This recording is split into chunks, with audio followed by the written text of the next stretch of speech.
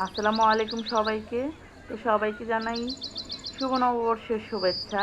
তো আমরা ঘোরাঘুরি করতে চলে গেলাম শিল্পকলা একাডেমিতে। চাইছিলাম রমনার ভিতরে ঢোকার জন্য, এত মানুষের ভিড় তাই আর রমনাতে ঢুকলাম না। আমরা শিল্পকলা একাডেমিতেই চলে আসলাম। তো ওইখানে আইসেই প্রথমে একটু ছবি তুলতে চাচ্ছিলাম, কিন্তু বাচ্চারা দেখেন না, ছবি তুলতে গেলেই সুন্দরভাবে পোজ দিবে না। তো যাই হোক, একটু ছবি টবি তুলে তারপর আমরা এক জায়গায় একটু নিস্তব্ধভাবে দাঁড়ালাম। ওখানে অনেক মানুষ ছিল, সবাই একটু ঘোরাঘুরি করতে আসছে। আর পয়লা বৈশাখ মানেই তো মানুষ শাড়ি পরবে, প্রায় মানুষই শাড়ি পরে আসছে। তো ভীষণ ভালো লাগতেছিল জায়গাটার একটু ভিডিও করে নিলাম। এটা শিল্পকলা একাডেমির ভিতরে ঢুকতেই প্রথমেই।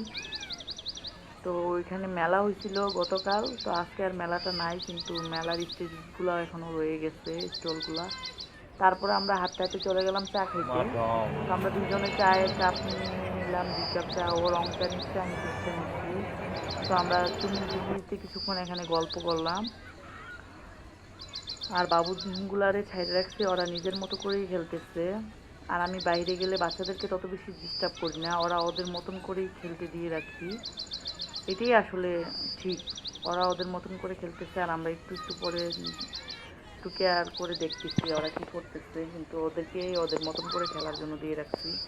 তো আমরা এই হল থিয়েটারের উপরে উঠতেছি, তো ওরা নিজে নিজেই উঠতেছে, আমরা পিছনে পিছনে আসতেছি যাতে বাবুগুলো পইড়া না যায়।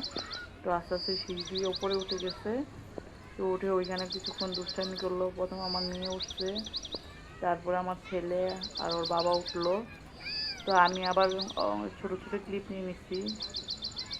আর সবসময় তো আমারই ক্যামেরাম্যান হইতে হয় বেশিরভাগ সময়ই। তো ওইখান থেকে আমরা কিছুক্ষণ গল্প করে বসে আবার নিচে চলে আসলাম, ওই জায়গাটায় গিয়ে আগের জায়গাটায়। এখানে আবার একটু পানির মতো ঝর্ণা সৃষ্টি হচ্ছে, ওইটা আবার আমার ছেলে দেখতেছে। তো ওইখান থেকে ঘোরাঘুরি করে আমরা তারপর হাতিঝিল কতক্ষণ ছিলাম, ওইখান থেকে আবার হাতিঝিলে গেছিলাম, হাতিঝিল থেকে বাসায় চলে আসছি। তো কেমন হয়েছে ব্লগটা অবশ্যই কমেন্ট করে জানাবে।